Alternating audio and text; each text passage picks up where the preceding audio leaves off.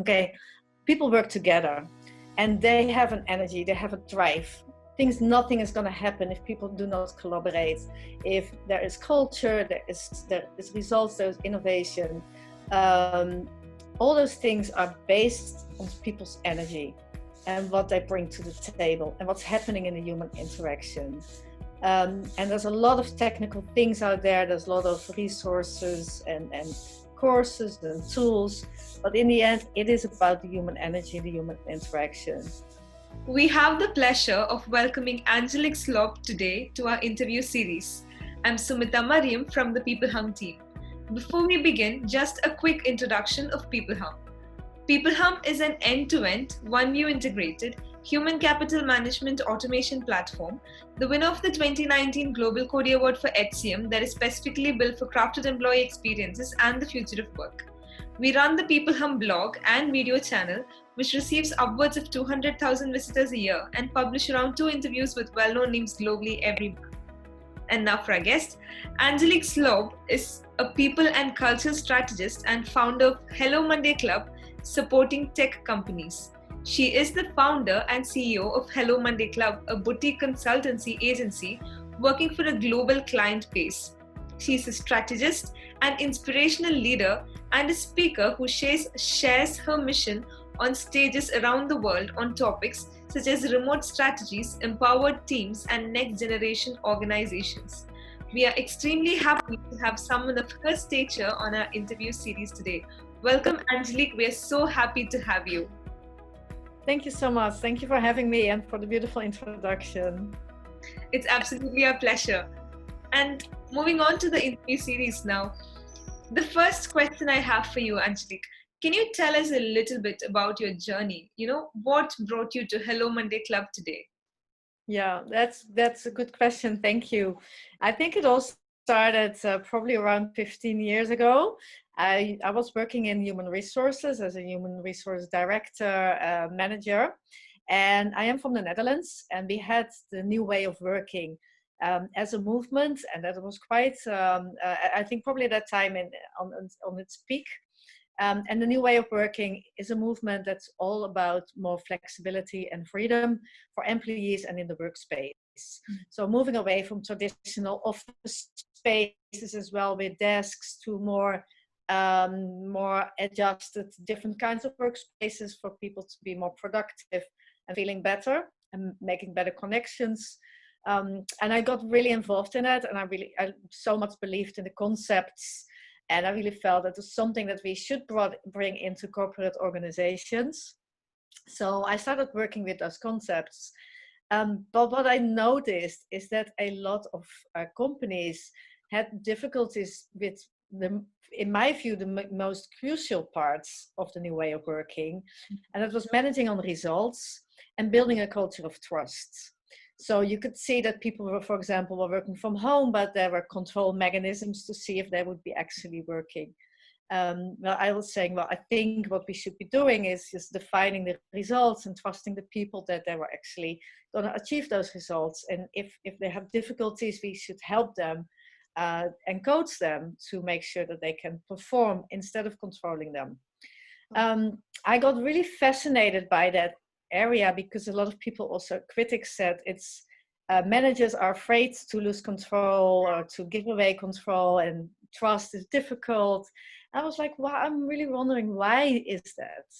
And that question was basically the start of my journey, because it brought me to university. I was exploring new ways of working, alternative organizational concepts, and organizational change in my studies, organizational sociology. In my master thesis, I ended up researching the most optimized organizational context for innovative knowledge workers. So the idea was like innovative knowledge workers, they need a lot of trust, and they need a visionary leader, and they need to know what the results they need to deliver. And even in innovative companies, you could see that there were also other management structures and paradigms in place that were blocking organizations from being actually so successful. So I got all this knowledge and my experience, and I wanted to become more entrepreneurial and also have a bigger impact working with different companies. So I started with, like, I moved on with my journey. I also worked a lot with startups. And then I ended up founding Hello Monday Club as my consultancy business, officially in 2018. But before that, I was already working in this area. And yes, it is about progressive HR strategies. It is about embracing new management paradigms, the future of work. So I have a good connection with peopleHum as well in that area. Yeah. Yeah, that's like, I mean, that's a wonderful journey you had there, and with all these realizations coming along. So Angelique, we have this crisis, this pandemic right now, and all teams are like right now working from home. Every single person is working from home. So according to you, what are the most important things to keep in mind so that we can empower a team that is working remotely? Mm-hmm.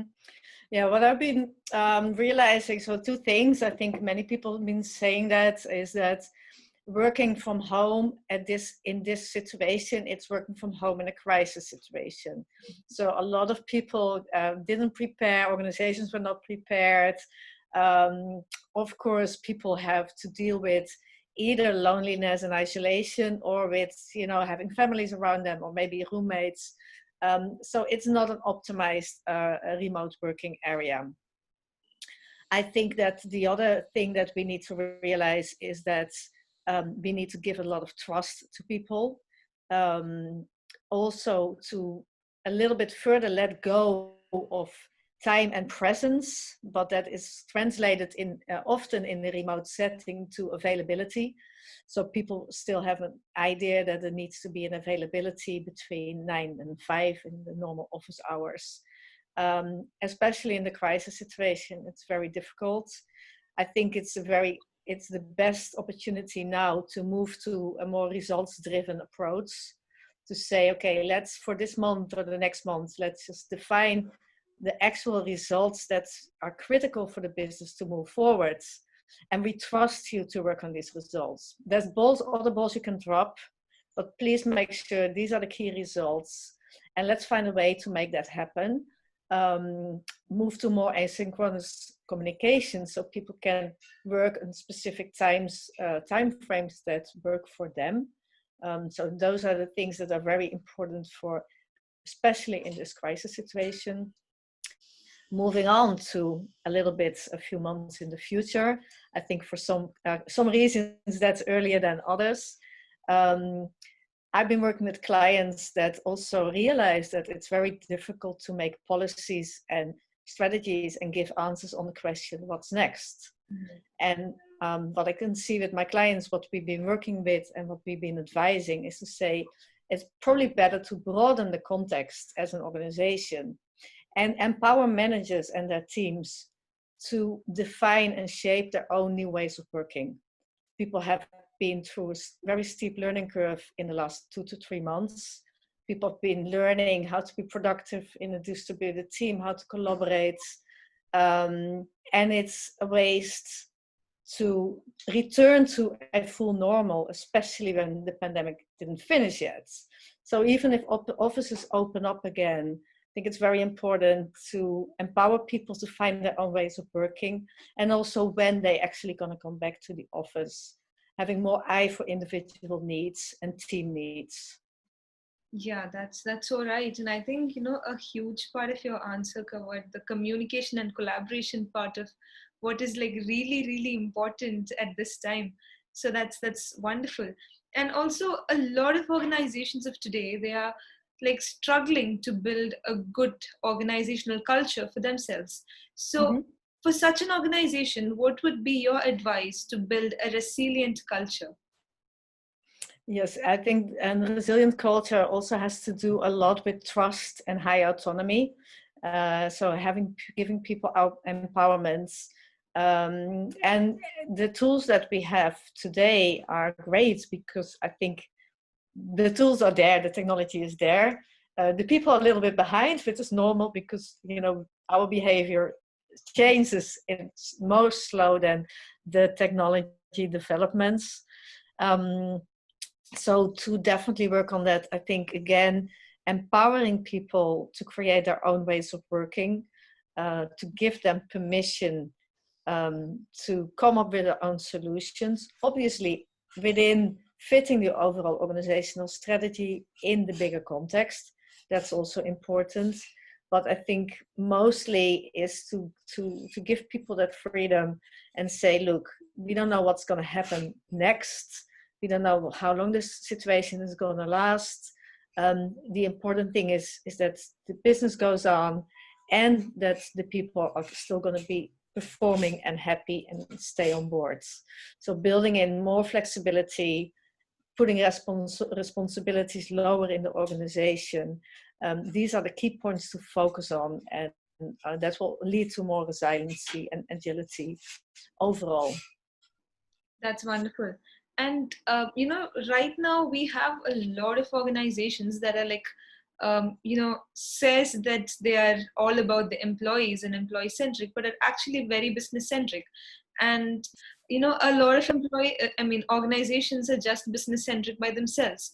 So do you think they are missing out on a lot of other things? What do you think they're missing out on? Yeah, I think there's always a two ways, because the employees are part of the organization. So, and they want to be part of the business and reach the business goals as well. So I think it's not two contrary directions. That's always what I used to say as an HR manager. I got often the question asking like, oh, as an HR manager, are you there representing the employees or the organization? So, well, both, because we're all part of the same organization. We should have the same goals. Obviously, people in different positions also have different sub goals, and they have their own needs.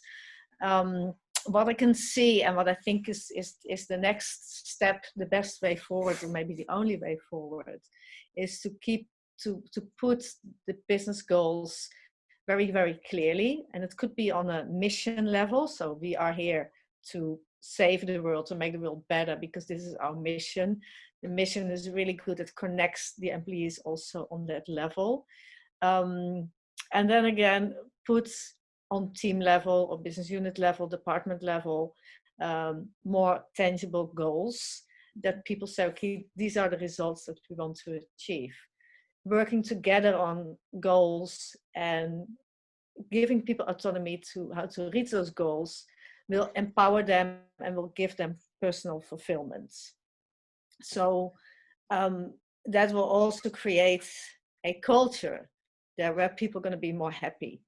If you give people freedom and flexibility, they can also move and they will be more successful. So the thing is, if you do it right, you will be more likely to reach your business goals, and you will have an organization where people love to work, because thank God everything collides. So it's not something that this is the business need and this is the employee need. They collide. For example, people want to have more freedom and flexibility, and organizations have difficulties attracting talent. So if you start to put remote working and distributed teams in place, people can have more freedom, and companies have access to more global talents. So and this is the strategic part of thinking. So if you choose this solution, you will satisfy individual needs, team needs, and organizational needs. Wow, that's wonderful. I think it's all about finding that connection and, working for it. That's wonderful. And, we are using a lot of technology right now, especially at this time, and technology has been disrupting the way we work right now. Mm-hmm. So what do you think, is the role of technology and digital in, let's say the inclusive workplace of the future? It's a really nice question, because I think and technology is enabling inclusivity and diversity so much. I think it was the missing link. So, for example, the traditional workspace, the traditional workplace. So the offices that were built, the first offices were built around the factories. Because before that we didn't have offices, we didn't need offices. So we had factories and then we needed offices. So even the 8-hour working day was connected to the factory working day. And also who was working there? There were like the men, the male breadwinner left the house in the morning and went to work and came back in the evening. And that, especially if you look at the history, it's not inclusive at all. It's usually for men, it's people that are healthy, that can work, and that can be away from home for like a full working day. And that was automatically excluding a lot of people. Obviously, because of different developments in the world of work, we have a lot of more female participation, and also for other people more participation. But using technology smartly and moving away from the traditional office, but going to a more global remote first setup will accelerate the diversity. So people from different parts of the world, people that live even in a country, but that live far away from the biggest cities, that want to take care of their family, their children, their parents, that want to have a few goats to make their own cheese in the weekends. You can allow those people to have a fulfilling career and develop themselves professionally, and also have different projects going on, different other things. They can be more creative, they can spend more time with their family, and that allows them in turn to become better at their work, because they will bring that diversity. The diversity will increase in itself as well. That's wonderful. Wow. I mean, that's an added perspective to it. I think, how technology enables the whole, diversity and inclusion in the workplace. That's a wonderful answer. Okay. And, with the increase in the millennial workforce, and even before that, we see a rising trend, that is the gig economy. So we have this financial crisis coming up. And do you think the gig economy is actually here to stay? Yes, I think the gig economy, I came across an article lately that was calling it the talent economy. And one of my friends who has a product related in that area, we talked about it a lot. And she used the term, she said, companies can specifically allocate talents to certain roles, to certain projects. So because the work is getting more complex, and the needs of a company are changing. So you can have a project that's 3 months, you can have a project that is 6 months. You probably need different brains, different skill sets, and different kind of energy for people to bring to the table. Also, because of the complexity of work. For example, a marketing role is like so many specialties in itself. And we try to find one person with a job description, you have to do all this, and this is your profile. And so if you just take all those little tasks and specialties and allocate them to probably remote freelancers, you can be more successful, because you can actually pick the right people. And these are also flash teams. I've been working in a few flash teams lately, the last few years. These are teams that just come together, working with technology in the right way. So it is not just moving an on-site work environment to an online work environment, but keeping everything the same, but changing the way you work in online collaboration, in looking at strategic resource planning, in looking at allocation of talents, in looking at making how to come to your results and what resources you need, and being able to facilitate and coordinate that. That is actually the way where we're moving right now. So yes, the gig economy is here to stay, and it's going to be developing, and it's going to be moving towards that direction is the most forward way organizations can go. And if you can develop your skill set in that area, you will also be ahead of the curve. Amazing. Yeah, that's an amazing answer. So Angelique, just to kind of wrap up the interview process, if you have any important sound bites that you would like to leave our audience. I have already said so much of the things that are, I think, so important. Yeah, what I really like, I want to add something, I think, on a more individual level, but this is also for organizations. Okay, people work together. and they have an energy, they have a drive.